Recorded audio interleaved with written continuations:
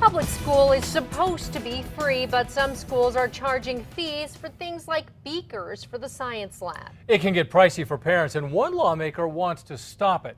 News 13's Lizzie Mitri takes a closer look at the new proposal. Lizzie?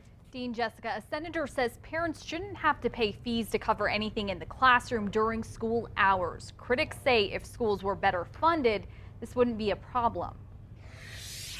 We have to pinch from one bill to another bill to another bill just to make sure we have the stuff that the kids need for school. Antonio Garcia says he has 6 children going to school in Albuquerque. The costs add up quickly. We're even having to pay $35 for my kid to take a class for jewelry, and then another $35 for his photography class. Other parents can relate. Especially if you have 1 or 2 kids, that are in school.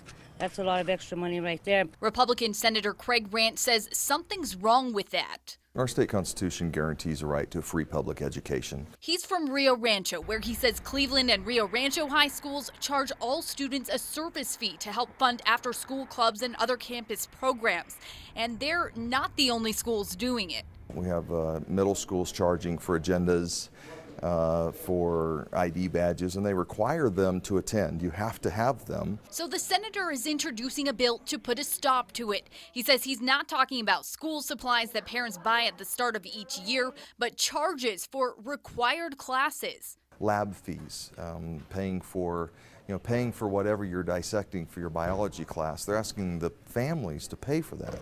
Democratic Senator Mimi Stewart doesn't support the bill. He's just scratching the surface with this kind of bill. She says it still won't address the bigger issue, underfunding public schools. I appreciate the senator's